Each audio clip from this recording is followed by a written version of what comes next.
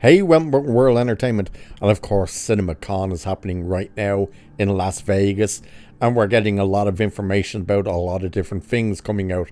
But one of the big things that seems to be there that we haven't actually seen publicly yet is Superman.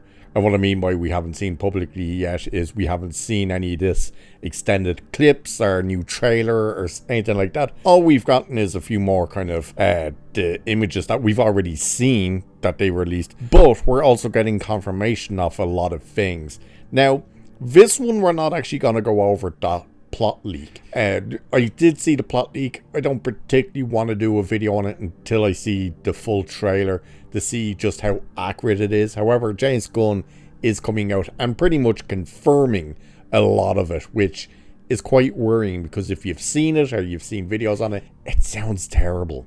It's unfortunate to say, but it sounds terrible. Well, this video we're going to talk about is James Gunn discussing how Superman sets the tone for the overall DCU, but he also confirms one thing that does have a lot of people concerned, which is that Superman is 100% a James Gunn movie.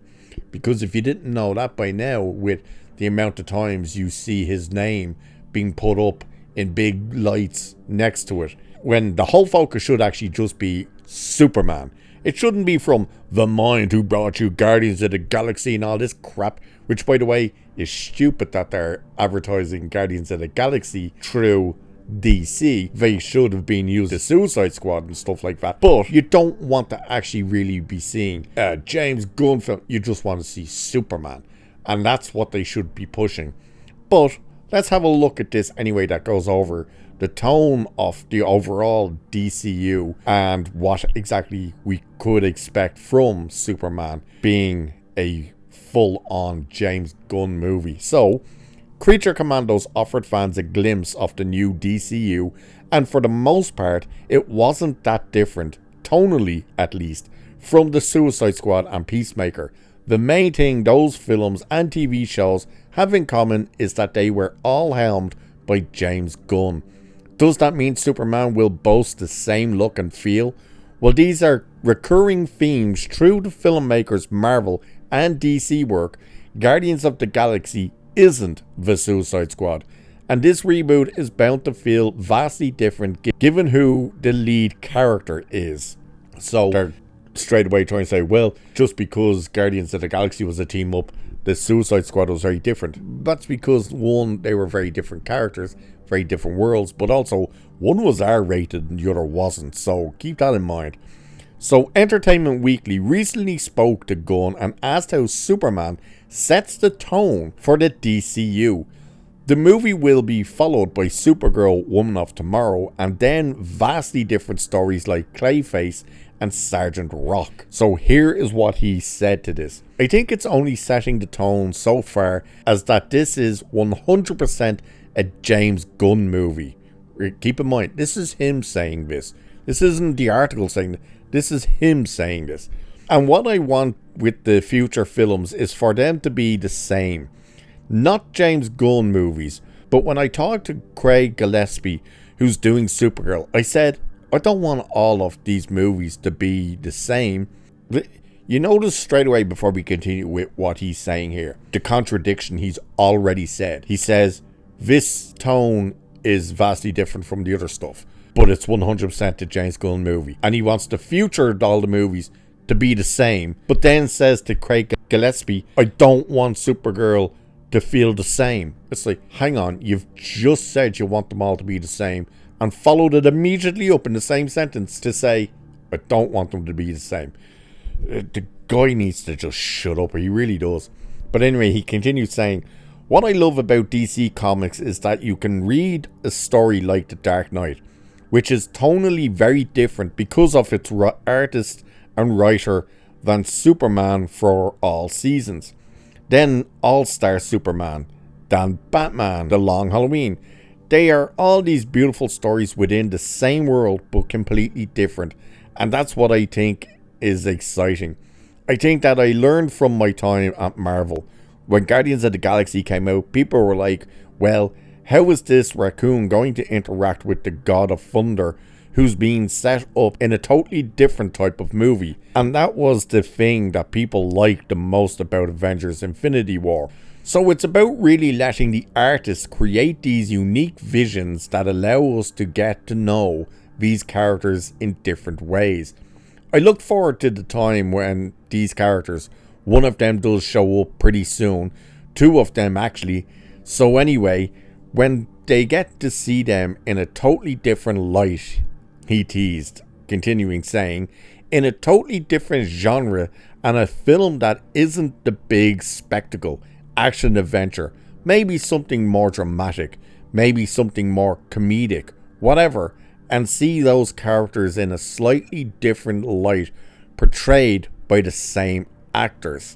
Now, you hear that? That's a lot of gobbledygook he just said. Like, he's literally saying, I want the creators to have free reign with these characters. They're going to be in different properties and different interactions, blah, blah, blah. Yet at the same time, he said, I want them all to be the same, but I don't want them to be the same at all. It's like, right, that makes no sense. Then, I love this, that he keeps talking about, oh, these creatives, I can't wait to see what these artists do with these characters in our universe. And it's like, would that be the same creators who you're removing from these projects and you're stepping in and you're only going to let them see what it is at the very end? You know, like Batman Brave and the Bold, where we're told, oh yeah, the director, oh yeah, he's actually only going to be directing. He has no input in with the story. He's not working on the script. Andy Muschietti, no. He'll be the first to see the script, but that's it. Don't quite understand how that's meant to work. But anyway, it's saying the DC Studios co-CEO seems to have a great handle on Superman as a character. Yeah, right. Plus, when he's citing comics like All-Star Superman as a main source of inspiration, this movie is unlikely to be as erratic and weird as his previous comic book movies. Except for the fact as well that he's using Tom King stories and stuff like that and has Tom King working with him. He's using bad comic books. He's not going to the original comics for source material. He's going to the newer, all different, all new, all crap DC comic books, which I think is very worrying as well. And to say, oh, like, he's got a good handle on the character, go and look at the spoilers for the plot details of this movie and ask yourself that question. Does he have a good handle on Superman? So either way, he seems to be saying that Superman is going to set the tone for the DCU moving forward, and yet at the same time he's saying, but they're all going to be completely different. And again, at the same time saying, but they're going to be the same. Like, at this stage, who bloody knows what in the name of Christ we are going to get. All we are absolutely certain of from everything he constantly says and shows is it's a mess. It's probably a bigger mess than it previously was. Let's be honest with this. It's an absolute unmitigated disaster right now. The promotion for Superman has been a disaster as of now. And now they're trying to say, oh, we're going to promote this thing now as big as Barbie. We're going to use the Barbie style of promoting this thing, which everybody's been going, what the hell is that supposed to mean? It means they're going to push this massive campaign. Problem is, they've already started the campaign for Superman and they've already botched it. So I don't think that's going to do them any good, except cost them more money that they may not gain back at the box office. We'll have to actually wait and see. And if they've dropped the trailer or are about to drop a trailer at CinemaCon, will they actually drop it online this week? We'll also have to wait and see. If they don't, that's another massive misstep. Ooh, again, we'll see what happens. So with that, I shall leave it there for this one. Like, share, subscribe, all that good stuff. Cheers, and I'll catch you in the next one.